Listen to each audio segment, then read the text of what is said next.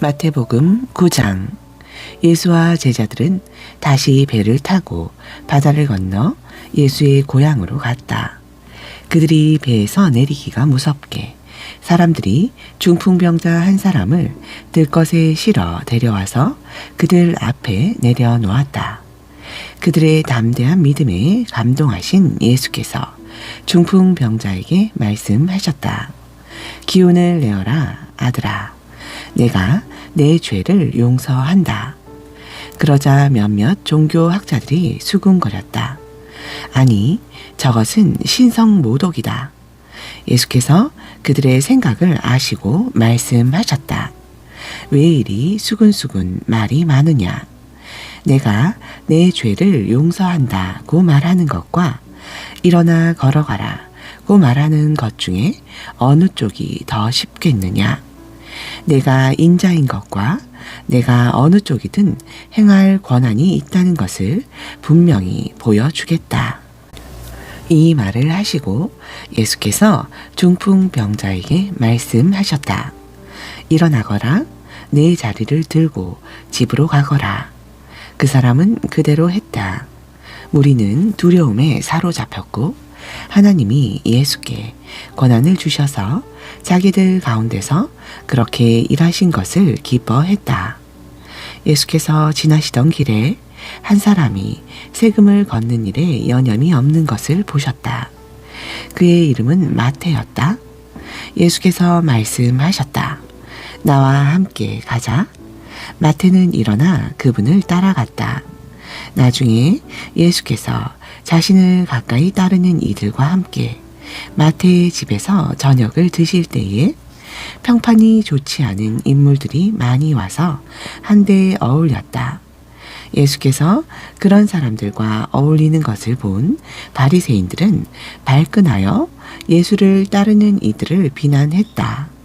사기꾼과 쓰레기 같은 인간들과 가까이 지내다니 당신네 선생의 이런 행동이 무슨 본이 되겠소? 예수께서 들으시고 반박하셨다. 의사가 필요한 사람이 누구냐? 건강한 사람이냐? 병든 사람이냐? 가서 내가 원하는 것은 자비이지 종교 행위가 아니다. 라는 성경 말씀이 무슨 뜻인지 헤아려 보아라.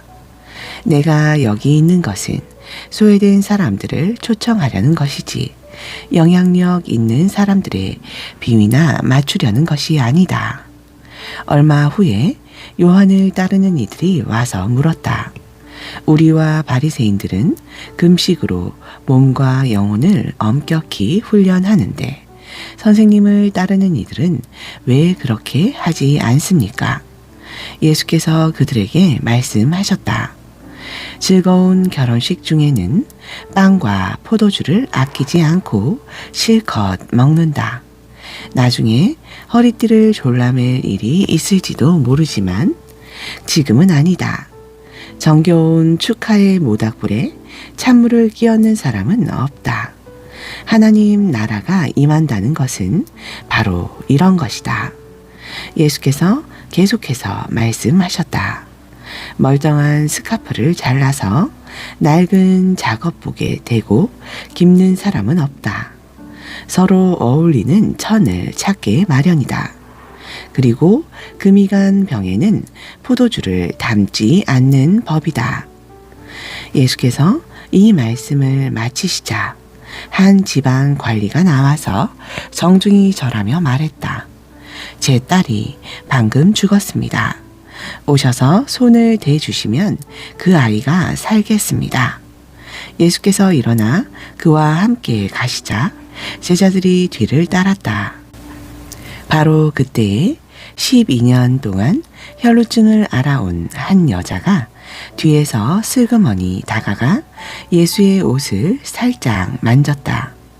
이분이 옷에 손가락 하나만 대어도 내가 낫겠다고 생각한 것이다. 예수께서 돌아서서 여자를 보셨다. 그리고 이렇게 다독여 주셨다. 안심하여라 딸아. 너는 믿음의 모험을 했고 이제 병이 나았다. 그때부터 여자의 몸이 다 나았다.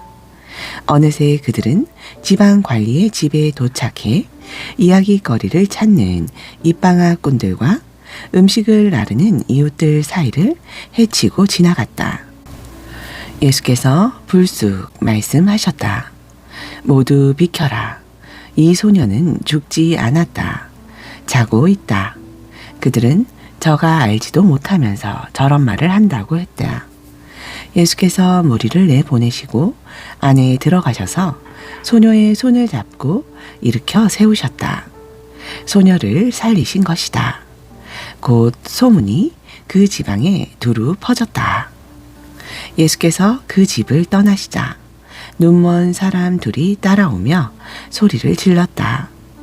다윗의 자손이여 불쌍히 여겨 주십시오. 우리를 불쌍히 여겨 주십시오. 예수께서 집에 들어가시자 눈먼 그들도 따라 들어갔다. 예수께서 그들에게 말씀하셨다. 너희는 정말 내가 이 일을 할 수 있다고 믿느냐? 그들이 말했다. 그렇습니다, 주님. 예수께서 그들의 눈을 만지시며 말씀하셨다. 너희의 믿음대로 되어라. 그러자 그 말씀대로 그들이 앞을 보게 되었다. 예수께서 엄하게 주의 주셨다. 이 일이 어떻게 일어났는지 아무에게도 알리지 말라. 그러나 그들은 문을 나서기가 무섭게 만나는 사람마다 그 일에 대해 떠들어대기 시작했다. 눈먼 사람들이 나가자마자 사람들이 악한 귀신이 들려 말 못하는 사람을 예수께 데려왔다. 예수께서 괴롭히는 악한 귀신을 쫓아내시자 그 사람은 마치 평생 말을 해온 사람처럼 즉시 말문이 술술 트였다. 사람들이 일어나서 박수갈채를 보냈다. 여태까지 이스라엘에 이런 일은 없었다. 바리새인들은 흥분해 중얼거렸다. 속임수다. 속임수에 불과하다. 아마 마귀와 짜고 한 일일 것이다. 그 후에 예수께서 모든 성읍과 마을을 두루 다니셨다. 그분은 회당 곳곳에서 가르치시고 천국 소식을 알리시고 병든 사람과 상한 심령들을 고쳐주셨다. 목자 없는 양처럼 정처 없이 헤매고 있는 무리를 바라보시는 그분의 마음이 무너져 내렸다. 예수께서 제자들에게 말씀하셨다. 추수할 것은 이토록 많은데 일꾼은 얼마나 적은지 추수할 일손을 달라고 무릎을 꿇고 기도하여라. 10장. 그 기도는 곧 응답되었다. 예수께서 자기를 따르는 사람들 가운데 12명을 불러 무르익은 밭으로 보내셨다. 그분은 그들에게 악한 귀신을 쫓아내는 능력과 상한 심령들을 자상하게 돌보는 능력을 주셨다. 예수께서 보내신 12명의 이름은 이렇다. 시몬, 사람들은 그를 베드로, 곧 바위라고 불렀다. 그의 동생 안드레, 세베대의 아들 야고보, 그의 동생 요한, 빌립, 바돌로메, 도마, 세금 징수원 마태, 알페오의 아들 야고보, 다데오, 가나안 사람 시몬, 가룟 유다, 나중에 그분에게 등을 돌린 자다. 예수께서 12명의 추수할 일꾼을 보내시며 이렇게 당부하셨다. 믿지 않는 자들을 회심시키려고 먼 곳부터 다니지 마라. 공공연한 적과 거창하게 싸우려 들지도 마라. 바로 여기 가까이 있는 잃어버린 사람들, 혼란에 빠진 사람들에게 가거라. 그들에게 하나님 나라가 여기 있다고 말하여라. 병든 사람들에게 건강을 되찾아 주고 죽은 사람들을 다시 살려 주어라. 버림받은 사람들을 만져 주어라. 귀신을 쫓아내어라. 너희가 후한 대접을 받았으니 너희도 후하게 살아라. 시작하기 전에 모금 행사를 벌여야겠다고 생각하지 마라. 너희에게는 많은 준비가 필요 없다. 너희 자신을 준비하여라. 하루 세 끼 먹을 것만 있어도 너희는 이 일을 계속할 수 있다. 짐을 가볍게 하고 다녀라. 어떤 성읍이나 마을에 들어가거든 굳이 고급 여관에 묵지 마라. 수수한 사람들이 사는 적당한 곳을 찾아가 떠날 때까지 그곳으로 만족하여라. 문을 두드릴 때는 정중히 인사하여라. 그들이 너희를 맞아들이거든 예의 바르게 이야기를 나누어라. 너희를 맞아들이지 않거든 조용히 떠나라. 소란 피울 것 없다. 무시해버리고 너희의 길을 가면 된다. 심판날에 그들은 틀림없이 크게 후회하겠지만 그것은 지금 너희가 신경 쓸 일이 아니다. 늘 정신을 바짝 차려라. 내가 너희에게 맡기는 일은 위험한 일이다. 너희는 이리때 속을 달려가는 양과 같으니 너희에게 시선이 쏠리지 않게 하여라. 뱀처럼 영리하고 비둘기처럼 순수하여라. 세상을 몰라서는 안 된다. 어떤 사람들은 너희의 동기를 비난할 것이고 어떤 사람들은 너희의 평판을 더럽힐 것이다. 단지 나를 믿는다는 이유만으로 그렇게 할 것이다. 그들이 너희를 법정으로 끌고 가더라도 당황하지 마라. 그들은 자기도 모르게 너희와 나에게 호의를 베푼 것이다. 너희에게 천국 소식을 전할 무대를 만들어 준 것이다. 그때 무엇을 말할지, 어떻게 말할지 걱정하지 마라. 꼭 맞는 말이 떠오를 것이다. 너희 아버지의 영이 필요한 말을 주실 것이다. 너희가 전하려는 분이 자기들 기분이나 맞춰주는 어떤 우상이 아니라 살아계신 하나님임을 알게 된다면 사람들은 너희를 대적할 것이다. 심지어 너희 가족들도 그럴 것이다. 큰 사랑을 선포했는데 그처럼 큰 미움을 맛보게 되니 얼마나 어처구니 없는 일이냐. 그러나 포기하지 마라. 굴복하지 마라. 마지막에 가면 그 가치를 알게 될 것이다. 이런 일이 벌어질 때 너희가 구하는 것은 성공이 아니라 생존이다. 살아남는 자가 되어라. 더 이상 어쩔 수 없는 상황에 이르기 전에 인자가 올 것이다. 학생이 선생보다 더 나은 책상을 쓸 수 없다. 사원이 사장보다 돈을 더 벌지 못한다. 너희는 내 학생이요 내 추수할 일꾼이니 나와 똑같은 대접을 받거든 만족하여라. 아예 기뻐하여라. 그들의 주인인 나를 똥 묻은 화상이라고 부르는데 일꾼들이야 더 무엇을 바라겠느냐. 겁먹지 마라. 언젠가는 모든 것이 밝혀져 모든 사람이 일의 진실을 알게 될 것이다. 그러니 드러내놓고 진리를 말하기를 주저하지 마라. 괴롭히는 자들이 허세를 부리며 위협한다고 해서 침묵해서는 안 된다. 그들이 너희 존재의 중심인 너희 영혼에 할 수 있는 일이란 아무것도 없다. 너희는 너희 삶 전체, 몸과 영혼을 그 손에 붙잡고 계시는 하나님만 두려워하면 된다. 애완용 카나리아의 값이 얼마더냐? 푼돈이 아니냐. 그러나 하나님은 그 새에게 일어나는 일을 너희가 신경 쓰는 것보다 더 신경 쓰신다. 그분께서 너희에게는 더 정성을 쏟으신다. 세세한 것까지 일일이 돌보시며 심지어 너희의 머리카락까지 다 세신다. 그러니 괴롭히는 자들의 이런저런 말에 겁먹지 마라. 너희는 카나리아 수백만 마리보다 더 귀하다. 세상의 여론에 맞서 내 편을 들어라. 그러면 나도 하늘에 계신 내 아버지 앞에서 너희 편을 들 것이다. 너희가 겁이 나서 달아난다면 내가 너희를 감싸 줄 것 같으냐? 내가 삶을 편안하게 해주려고 왔다고 생각하지 마라. 나는 갈라서게 하려고 왔다.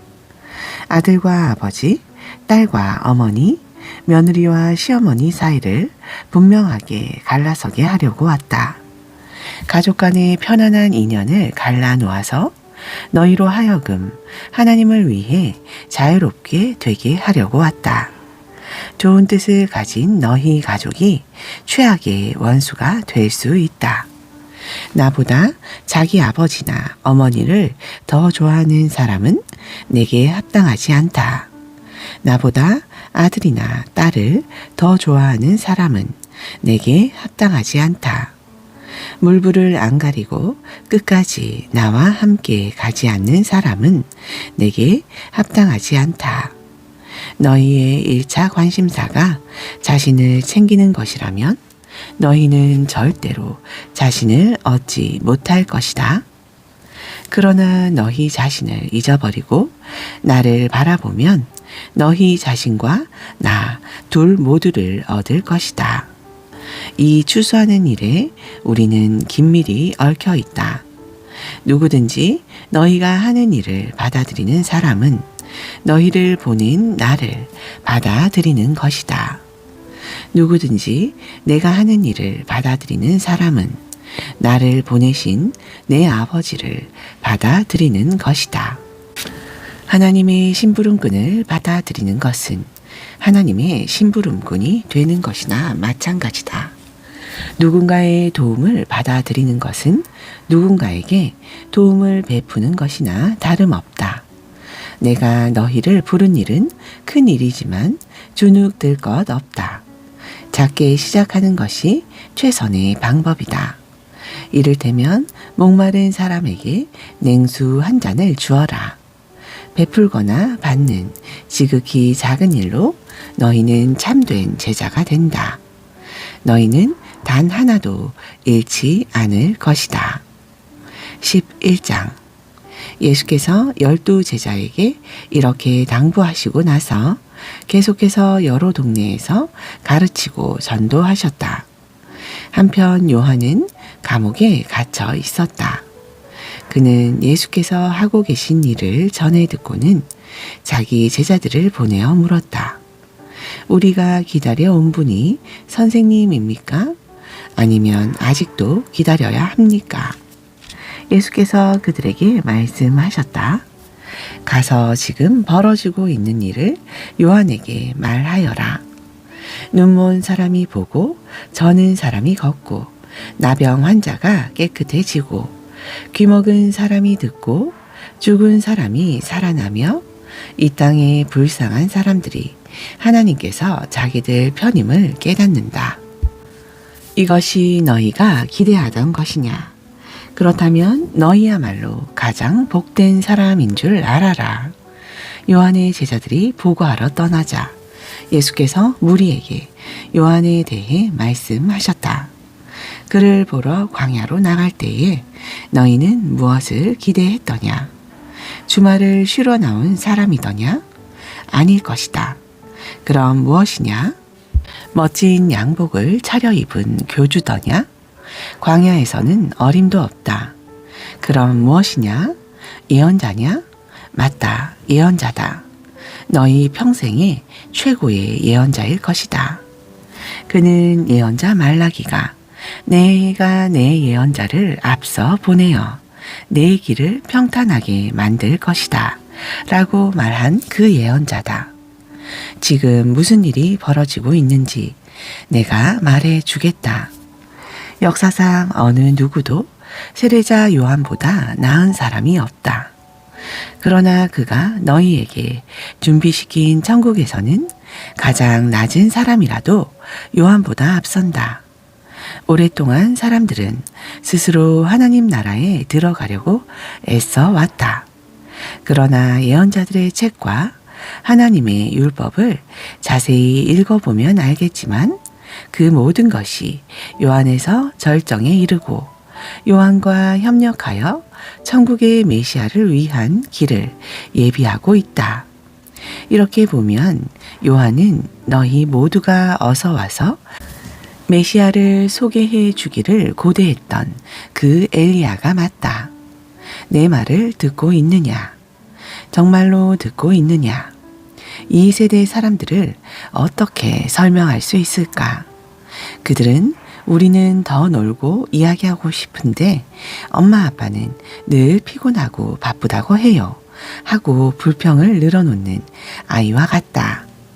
요한이 와서 금식하니 사람들은 그가 미쳤다고 했다. 내가 와서 실컷 먹으니 사람들은 내가 술고래며 인간 쓰레기들의 친구라고 했다. 본래 여론조사는 믿을 만한 것이 못 되지 않더냐. 음식 맛은 먹어보아야 한다.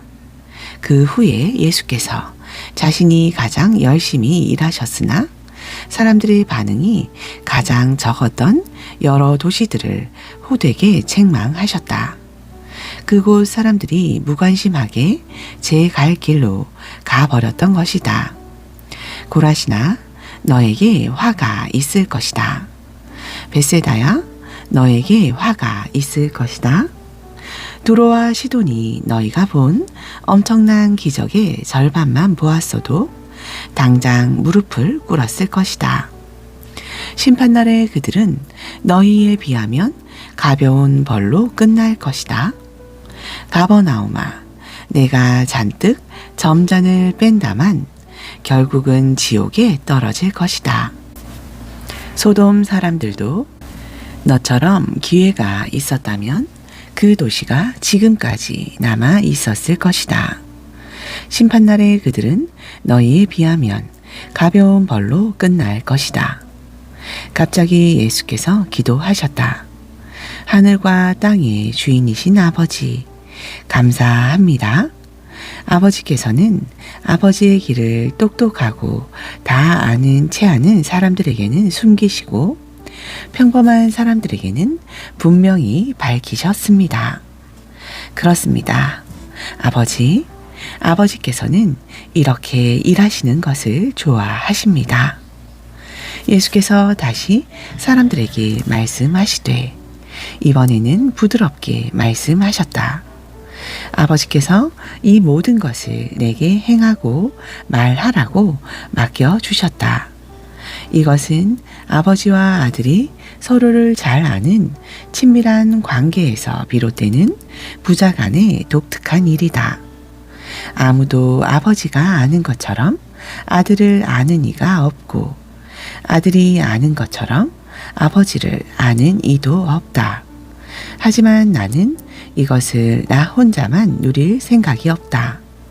누구든지 들들 마음만 있으면 나는 차근차근 가르쳐 줄 준비가 되어 있다. 너희는 피곤하고 지쳤느냐? 종교 생활에 탈진했느냐? 나에게 오너라. 나와 함께 길을 나서면 너희 삶은 회복될 것이다. 내가 너희에게 제대로 쉬는 법을 가르쳐 주겠다. 나와 함께 걷고 나와 함께 일하여라. 내가 어떻게 하는지 잘 보아라. 자연스러운 은혜의 리듬을 배워라. 나는 너희에게 무겁거나 맞지 않는 짐을 지우지 않는다. 나와 함께 있으면 자유롭고 가볍게 사는 법을 배울 것이다. 12장. 어느 안식일에 예수께서 제자들과 함께 곡식이 무르익은 밭 사이를 거닐고 계셨다. 제자들이 배가 고파 곡식 이삭을 따서 씹어 먹었다. 바리새인들이 그 일을 예수께 일러 바쳤다. 당신의 제자들이 안식일 규정을 어기고 있습니다. 예수께서 말씀하셨다. 정말이냐? 너희는 다윗과 그 동료들이 배고플 때에 한 일을 읽어보지 못했느냐? 그들이 성소에 들어가서 제사장들 외에는 아무도 먹지 못하게 되어 있는 제단에서 갓 물려낸 빵을 먹지 않았느냐? 또 너희는 성전에서 직무를 수행 중인 제사장들이 매번 안식일 규정을 어기는데도 죄가 되지 않는다는 것을 하나님의 율법에서 읽어보지 못했느냐? 여기에는 종교 이상으로 훨씬 많은 문제가 걸려 있다. 너희가 만일 나는 경직된 의식보다 유연한 마음을 더 원한다. 그 한 성경 말씀의 뜻을 조금이라도 안다면 사소한 일로 이렇게 트집 잡지는 않을 것이다. 인자는 안식일의 종이 아니라 주인이다. 예수께서 밭을 떠나 그들의 회당에 들어가셨다. 거기에는 한쪽 손이 어그라든 사람이 있었다. 그들은 예수께 안식일에 병을 고치는 것이 율법에 맞습니까? 하고 물었다. 예수를 함정에 빠뜨리려고 했던 것이다. 예수께서 대답하셨다. 여기에 혹시 자신의 어린 양 한 마리가 골짜기에 떨어졌는데 안식일이라고 해서 그 어린 양을 끌어내지 않을 사람이 있느냐? 하물며 인간에게 친절을 베푸는 것이 짐승에게 친절을 베푸는 것만큼이나 율법에 맞지 않겠느냐? 그러고 나서 예수께서 그 사람에게 말씀하셨다. 내 손을 내밀어라. 그가 손을 내밀자 그 손이 다 나았다. 바리새인들은 발끈해 나가서는 예수를 파멸시킬 방도를 흥분하며 이야기했다. 예수께서 사람들이 자기를 붙잡으시려는 것을 아시고 다른 데로 가셨다. 많은 사람들이 따라왔고 예수께서는 그들을 다 고쳐주셨다. 또 그들에게 소문을 내지 말라고 당부하셨다. 이사야가 기록한 대로 하신 것이다. 내가 신중히 택한 종을 잘 보아라. 나는 그를 한없이 사랑하며 기뻐한다.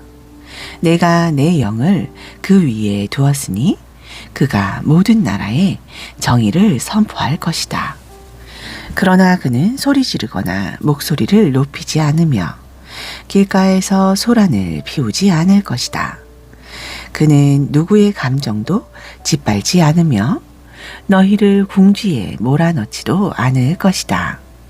어느새 그의 정의가 승리할 것이며 아득히 먼 곳에 믿지 않는 사람들까지도 들려오는 그의 이름만 듣고도 희망을 품게 될 것이다.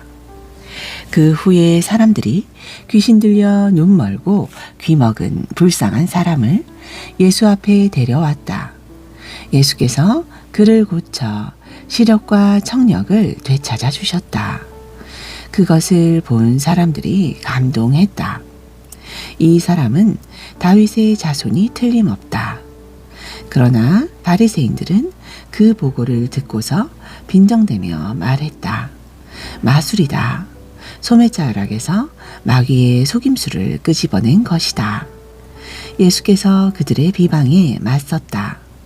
같은 사람에게 서로 상반되는 판결을 내리는 재판관은 자기 말을 무효로 하는 것이다. 늘 싸움질을 하는 가정은 무너지게 마련이다. 사탄이 사탄을 쫓아내면 어떤 사탄이 남아나겠느냐? 너희가 나를 마귀라고 욕하며 마귀 쫓아내는 마귀라 부른다면 너희의 귀신 쫓아내는 자들에게도 똑같은 욕이 되지 않겠느냐? 그러나 내가 하나님의 능력으로 악한 귀신들을 내쫓는 것이라면 하나님 나라가 확실히 여기 있는 것이다. 환한 대낮에 시퍼렇게 눈을 뜬 건장한 사내의 집에 들어가서 그 살림을 가지고 달아나려면 먼저 그 사람을 묶어야 하지 않겠느냐. 그를 묶으면 집을 깨끗이 털 수 있다. 이것은 정쟁이며 중립지대는 없다. 내 편이 아니라면 너희는 내 적이다. 돕지 않으면 방해하는 것이다. 용서받지 못할 말이나 행동은 없다. 그러나 너희가 고의로 하나님의 영을 끝까지 비방하면 너희를 용서하시는 바로 그분을 물리치는 것이 된다. 너희가 어떤 오해로 인자를 거부하면 성령께서 너희를 용서하실 수 있다. 그러나 성령을 거부하면 너희는 자신이 걸터앉은 나뭇가지를 톱으로 잘라내는 것이고 용서하시는 그분과의 모든 관계를 너희 자신의 사악함으로 끊어버리는 것이다. 건강한 나무를 키우면 건강한 열매를 거둔다. 병든 나무를 키우면 벌레 먹은 열매를 거둔다. 열매를 보면 나무를 알 수 있다. 너희 생각은 뱀 구덩이와 같다. 너희 생각이 그렇게 더러운데 어떻게 너희 말이 온전할 수 있겠느냐. 너희 말에 의미를 부여해 주는 것은 사전이 아니라 너희 마음이다. 선한 사람은 철마다 선한 행실과 선한 말에 열매를 맺는다. 악한 사람은 과수원의 마른 병과 같다. 내가 너희에게 말한다. 이 부주의한 말 한마디 한마디가 되돌아와서 너희를 괴롭힐 것이다. 결산의 날이 올 것이다. 말에는 막강한 힘이 있다. 말에 신중을 기하여라. 말이 너희를 구원할 수도 있고 너희를 저주할 수도 있다. 나중에 종교학자와 바리새인 몇 사람이 예수를 찾아왔다. 선생님, 당신의 신임장을 보고 싶습니다. 하나님이 함께 하시는 일이라는 확실한 증거를 보여주십시오. 기적이라도 보여주시지요. 예수께서 말씀하셨다. 너희가 증거를 찾고 있으나 엉뚱한 증거를 찾고 있다. 너희는 너희의 호기심을 만족시켜 주고 기적에 대한 너희의 욕망을 채워줄 무언가를 바란다. 그러나 너희가 얻게 될 유일한 증거는 증거처럼 여겨지지 않는 요나의 증거뿐이다. 사흘 밤낮을 물고기 뱃속에 있었던 요나처럼 인자도 사흘 밤낮을 깊은 무덤 속에서 지낼 것이다. 심판날에 니느웨 사람들이 일어나 이 세대를 정죄할 증거를 내놓을 것이다. 요나가 설교할 때 그들이 자신들의 삶을 고쳤기 때문이다. 요나보다 더 큰 설교자가 여기 있는데도 너희는 증거를 따지고 있다. 심판날에 시바 왕이 앞에 나와서 이 세대를 정죄할 증거를 제시할 것이다. 여왕이 지혜로운 솔로몬의 말을 들으려고 먼 땅 끝에서부터 찾아왔기 때문이다. 솔로몬의 지혜보다 더 큰 지혜가 바로 너희 앞에 있는데 너희는 증거 운운하며 억지를 부리고 있다. 사람에게서 쫓겨난 더러운 악한 귀신은 광야를 이리저리 떠돌며 자기가 들어갈 만한 오아시스, 곧 순진한 영혼을 찾아다닌다. 아무도 찾지 못하면 귀신은 내가 전에 있던 소굴로 돌아가자 하고 말한다. 돌아가 보니 그 사람은 흠 하나 없이 깨끗한데 텅 비어 있다. 그래서 악한 귀신은 달려가서 자기보다 더 악한 귀신 7이나 끌어모아서는 다 함께 그 사람 안에 들어가 난장판을 벌인다. 결국 그 사람의 상태는 깨끗함을 받지 않았던 처음보다 훨씬 나빠진다. 바로 이 세대가 그렇다. 너희 생각에는 너희가 삶의 쓰레기를 치워 내고 하나님 앞에 준비된 것 같을지 모르나 너희는 내 나라의 메시지를 순순히 받아들이지 않았다. 이제 온갖 마귀가 다시 들어오고 있다. 예수께서 아직 무리에게 말씀하고 있는데 그분의 어머니와 형제들이 나타났다. 그들은 밖에서 예수께 말을 전하려고 했다. 누군가 예수께 말씀드렸다. 선생님의 어머니와 형제들이 이야기하려고 밖에 있습니다. 예수께서 직접 답하지 않고 이렇게 말씀하셨다. 내 어머니와 형제들이 누구라고 생각하느냐? 그러고는 제자들을 향해 손을 내미셨다. 잘 보아라. 이들이 내 어머니요 형제들이다. 순종이 피보다 진하다. 내 하늘 아버지의 뜻에 순종하는 사람이 내 형제요 자매요 어머니다. 13장. 같은 날 예수께서 집에서 나가 해변에 앉으셨다. 순식간에 바닷가를 따라 무리가 모여들어 예수께서 할 수 없이 배에 오르셨다. 예수께서 배를 설교단 삼아 회중에게 여러 이야기를 들려주셨다. 너희는 어떻게 생각하느냐? 어떤 농부가 씨를 뿌렸다. 씨를 뿌리는데 덜어는 길 위에 떨어져서 새들이 먹어버렸다. 덜어는 자갈밭에 떨어져서 금세 싹이 낙쓰나 뿌리를 내리지 못해 해가 나자 곧 시들어 버렸다. 덜어는 잡초밭에 떨어져서 싹이 났으나 잡초가 짓눌러 버렸다. 덜어는 좋은 땅에 떨어져서 농부가 생각지도 못한 큰 결실을 맺었다. 너희는 듣고 있느냐? 정말로 듣고 있느냐? 제자들이 다가와서 물었다. 왜 이야기로 말씀하십니까? 예수께서 대답하셨다. 너희에게는 하나님 나라를 아는 깨달음이 주어졌다. 너희는 하나님 나라가 어떻게 되어 가는지 안다. 그러나 이 선물, 이 깨달음은 누구에게나 있는 것이 아니다. 어떤 사람에게는 주어지지 않았다. 누구든지 준비된 마음만 있으면 언제라도 깨달음과 이해가 막힘없이 흐른다. 그러나 준비된 마음이 없으면 깨달음은 흔적도 없이 금세 사라진다. 내가 이야기로 말하는 것은 그런 이유에서다. 마음을 준비시키고 마음을 열어 깨닫도록 주의를 환기시키려는 것이다. 현재 상태로는 그들은 세상 끝날까지 쳐다보아도 보지 못하고 지칠 때까지 들어도 깨닫지 못한다. 내가 이사야의 예언을 굳이 반복해서 말할 필요가 있겠느냐? 너희 귀가 열렸으나 하나도 듣지 못하고 눈을 떴으나 하나도 보지 못한다. 이 사람들은 머리가 꽉 막혔다. 그들은 듣지 않으려고 손가락으로 귀를 틀어 막는다.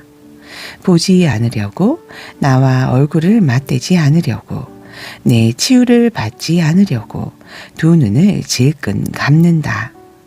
그러나 너희는 하나님이 복 주신 눈, 곧 보는 눈이 있다.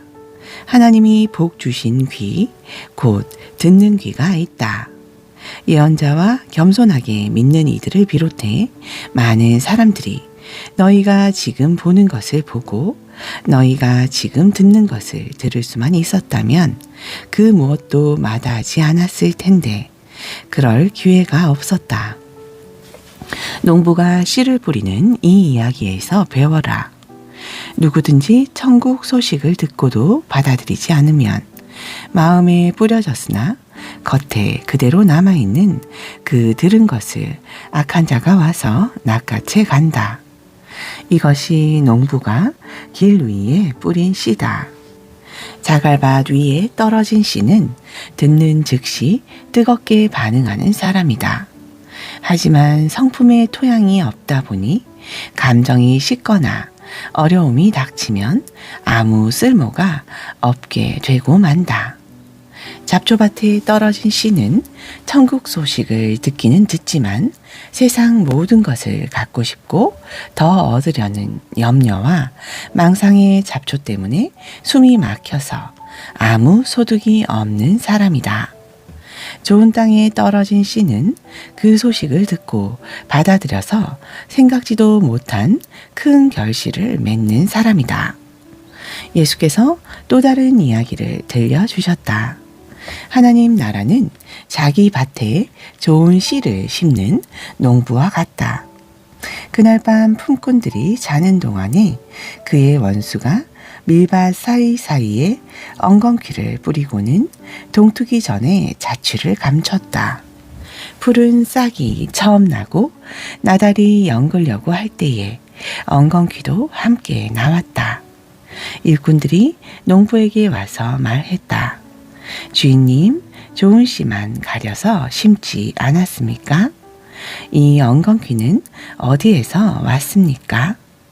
주인은 원수가 그랬구나 하고 대답했다. 일꾼들은 엉겅퀴를 뽑을까요? 하고 물었다. 주인이 말했다. 아니다. 엉겅퀴를 뽑다가 밀까지 뽑아 버리겠다. 그냥 추수 때까지 같이 자라게 두어라. 그때 내가 추수하는 사람들에게 엉겅퀴는 뽑아 따로 묶어 불사르고 밀은 거두어 곡간에 넣으라고 하겠다. 또 다른 이야기다. 하나님 나라는 농부가 심은 솔씨 하나와 같다. 솔씨는 씨로서는 아주 작지만 세월이 가면 독수리들이 그 안에 둥지를 튼 만큼 큰 나무로 자란다. 또 다른 이야기다.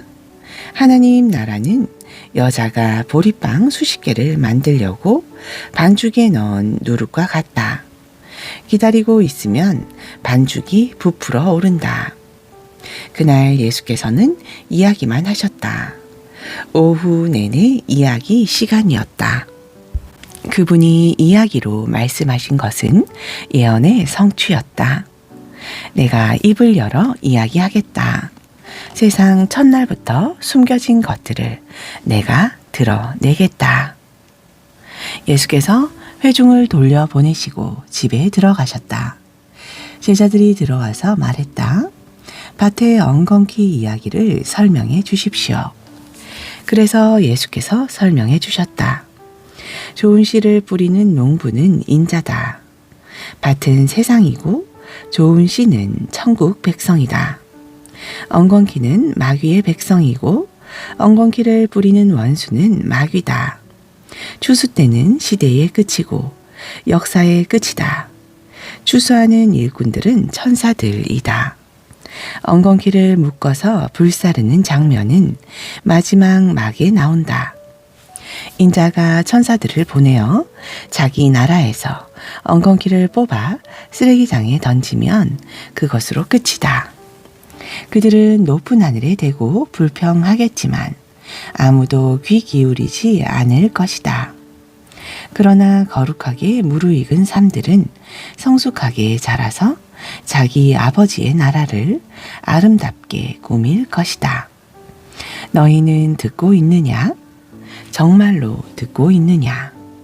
하나님 나라는 오래도록 밭에 감추어져 있다가 그 곁을 지나가던 사람이 우연히 찾아낸 보물과 같다. 찾아낸 사람은 기뻐 어쩔 줄 몰라서 이게 웬 횡자냐 하며 전 재산을 팔아 그 밭을 산다. 하나님 나라는 최고의 진주를 찾아다니는 보석상과 같다. 흠 없는 진주를 만나면 그는 즉시 모든 것을 팔아 그 진주를 산다. 하나님 나라는 바다에 던져 온갖 물고기를 잡는 그물과 같다. 그물이 가득 차면 해변가로 끌어다가 좋은 물고기는 골라서 통에 담고 먹지 못할 것은 버린다. 역사의 막이 내릴 때도 그럴 것이다. 천사들이 와서 쓸모없는 물고기들은 추려내어 쓰레기통에 버릴 것이다. 엄청난 불평이 있겠지만 전혀 소용없을 것이다. 예수께서 물으셨다. 이제 이 모든 것을 알 것 같으냐? 그들은 예 하고 대답했다. 예수께서 말씀하셨다. 너희가 보다시피 하나님 나라의 훈련을 잘 받은 학생은 마치 편의점 주인과 같다. 무엇이든 필요한 것이면 신상품이든 재고든 꼭 필요한 때에 척척 찾아낸다. 이 이야기를 다 마치시고 예수께서 그곳을 떠나 고향으로 돌아가셔서 그곳 회당에서 설교하셨다. 예수께서는 모든 사람의 감탄을 자아낼 정도로 대단하셨다. 사람들은 말했다. 이 사람이 이렇게 훌륭한 사람인지 미처 몰랐다. 어떻게 이런 지혜와 이런 능력을 갖게 되었을까? 그러나 한편으로 그들은 언제 그랬냐는 듯이 어느새 그분을 깎아내리고 있었다. 우리는 이 사람을 어려서부터 알았다. 그는 목수의 아들이다. 그의 어머니 마리아를 우리가 알고 그의 동생 야고보와 요셉과 시몬과 유다를 안다. 그의 누이들도 다 여기 살고 있다. 도대체 그는 자기가 누구라고 저러는 것인가? 그들은 아주 언짢게 생각했다.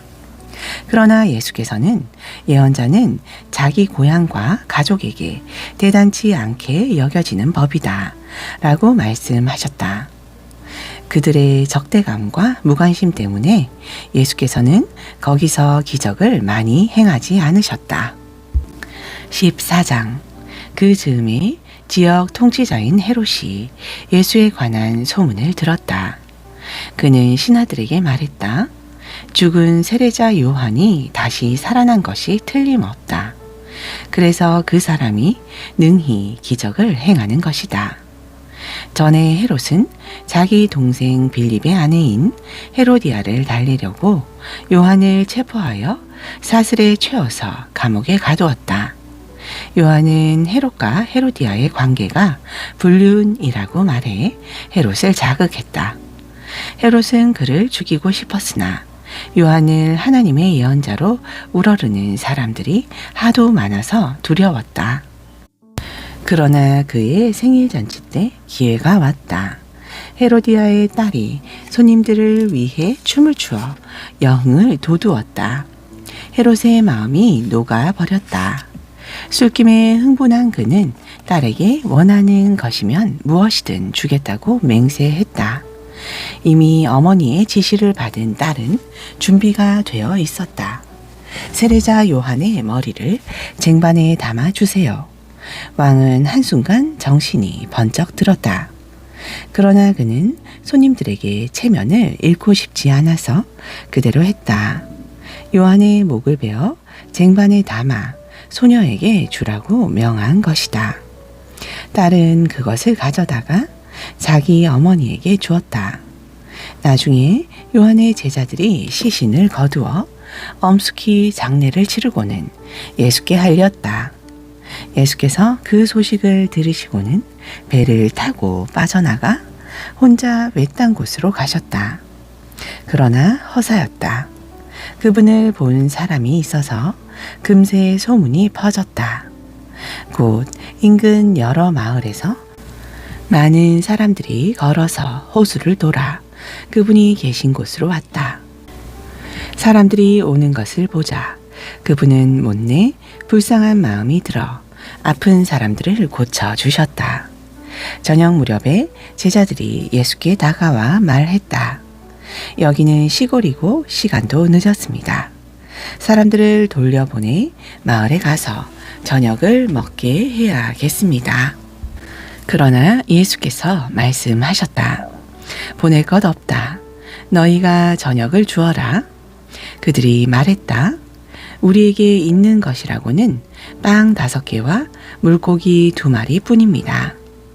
예수께서 말씀하셨다. 이리 가져오너라. 그분은 사람들을 풀밭에 앉히셨다. 그러고는 빵 5개와 물고기 2마리를 손에 들고 하늘을 우러러 기도하시고 축복하신 다음 빵을 떼서 제자들에게 주셨다. 제자들은 다시 무리에게 음식을 주었다. 그들 모두가 배불리 먹었다. 남은 것을 거두니 12바구니가 되었다. 먹은 사람들이 5,000명쯤 되었다. 식사가 끝나자 예수께서 제자들을 재촉하여 배를 타고 먼저 건너편으로 가게 하시고 그동안의 사람들을 돌려 보내셨다. 무리가 흩어지자 예수께서 산에 올라가 혼자 기도하셨다. 그분은 밤늦도록 거기 혼자 계셨다. 한편 배는 이미 바다 멀리까지 나갔는데 맞바람이 치면서 파도가 배를 세차게 때렸다. 새벽 4시쯤에 예수께서 물 위를 걸어 제자들 쪽으로 오셨다. 그들은 무서워서 꼼짝도 못했다. 유령이다. 그들은 겁에 질려 소리쳤다. 그러나 예수께서 얼른 그들을 안심시키셨다. 안심하여라. 나다. 두려워 마라. 베드로가 갑자기 담대해져서 말했다. 주님, 정말 주님이시거든 제게 물 위로 걸어오라고 명하십시오. 예수께서 말씀하셨다. 오너라. 베드로는 배에서 뛰어내려 물 위를 걸어서 예수께로 갔다. 그러나 발밑에 거세게 이는 파도를 내다보는 순간 베드로는 용기를 잃고 물에 빠져들기 시작했다. 베드로는 주님, 저를 구해 주십시오 하고 소리쳤다. 예수께서 지체하지 않으셨다. 손을 내밀어 그의 손을 잡으셨다. 그리고 말씀하셨다. 용기 없는 사람아, 어찌된 것이냐? 두 사람이 배에 오르자 바람이 가라앉았다. 배 안에서 이 모든 것을 지켜보던 제자들이 예수께 경배하며 말했다. 이제 됐습니다. 주님은 하나님의 아들이 틀림없습니다. 돌아온 그들은 게레사렛에 배를 댔다. 사람들이 예수께서 오신 것을 알아채고는 근방에 두루 알려서 모든 병자들을 불러 모았다. 병자들은 그분의 옷자락을 만지게 해달라고 청했다. 그분을 만진 사람은 누구나 병이 나았다. 15장. 그 후에 예루살렘에서 바리새인과 종교학자들이 예수께 와서 흠을 잡았다. 당신의 제자들은 왜 제 멋대로 규정을 어깁니까? 예수께서 바로 되받으셨다. 그러는 너희는 어째서 너희 규정을 빌미 삼아 제 멋대로 하나님의 계명을 어기느냐? 하나님은 분명히 너희 부모를 공경하라 하시고 또 누구든지 부모를 욕하는 사람은 반드시 죽여야 한다고 말씀하셨다. 그러나 너희는 부모에게 드려야 할 것이 있어도 부모 대신에 하나님께 예물로 바쳤습니다. 말하면서 그 계명을 회피하고 있다. 그것이 어떻게 부모를 공경하는 것이라고 하겠느냐? 너희는 너희 규정으로 하나님의 계명을 무효로 만들고 있다. 이 사기꾼들아, 너희 같은 사기꾼들에 대해 이사야가 전곡을 찔러 잘 말했다. 이 사람들은 거창하게 말은 바로 한다만 그 속에 마음이 담겨 있지 않다. 그들은 나를 예배하는 것처럼 행동하지만 진심에서 우러난 것이 아니다. 무엇이든 자기네 구미에 맞는 가르침을 위해 내 이름을 팔고 있을 뿐이다. 예수께서 무리를 불러놓고 말씀하셨다. 잘 듣고 마음에 새겨 두어라. 너희 삶을 더럽히는 것은 너희가 입으로 삼키는 것이 아니라 너희 입에서 토해내는 것이다. 나중에 제자들이 와서 예수께 말했다. 바리새인들이 주님 말씀을 듣고는 얼마나 못마땅해 하는지 아십니까? 예수께서 무시해 버렸다. 하늘에 계신 내 아버지가 심지 않으신 나무는 다 뿌리채 뽑힐 것이다. 내버려 두어라. 그들은 눈먼 사람을 인도하는 눈먼 사람이다. 눈먼 사람이 눈먼 사람을 인도하면 둘 다 구덩이에 빠지는 법이다. 베드로가 말했다. 잘 모르겠습니다. 쉽게 말씀해 주십시오. 예수께서 대답하셨다. 너희도 모르느냐? 우둔해지기로 작정이라도 한 것이냐? 무엇이든지 입으로 삼키는 것은 장으로 들어가서 결국 배설되는 것을 알지 못하느냐? 하지만 입에서 나오는 것은 마음에서 비롯된 것이다. 우리가 토해내는 악한 논쟁과 살인과 간음과 음란과 도둑질과 거짓말과 악담이 모두 마음에서 나온다. 바로 이런 것들이 너희를 더럽힌다. 어떤 음식은 먹고 안 먹고 손을 씻고 안 씻고는 전혀 상관없는 일이다. 예수께서 거기에서 떠나 두로와 시돈으로 가셨다. 그들이 도착하기가 무섭게 그 지방에 사는 가나안 여자가 다가와 간청했다. 다윗의 자손이신 주님, 불쌍히 여겨 주십시오. 제 딸이 악한 귀신에 들려 몹시 괴로워하고 있습니다. 예수께서 여자의 말을 무시하셨다. 제자들이 다가와 불평했다. 여자가 우리를 귀찮게 합니다. 어떻게 좀 해주십시오. 성가셔 죽겠습니다. 예수께서 거절하시며 그들에게 말씀하셨다. 나는 이스라엘의 잃어버린 양을 대하는 것만으로도 바쁘다. 그러자 여자가 다시 예수께 와서 무릎을 꿇고 애원했다. 주님, 저를 도와주십시오. 예수께서 말씀하셨다. 자녀들의 입에서 빵을 빼앗아 개들에게 던져주는 것은 옳지 않다. 여자가 재빨리 받았다. 옳습니다, 주님. 하지만 구걸하는 개들도 주인의 상에서 떨어지는 부스러기를 먹습니다. 예수께서 뜻을 굽히셨다. 여자야, 내 믿음이 남다르다. 내 소원대로 되었다.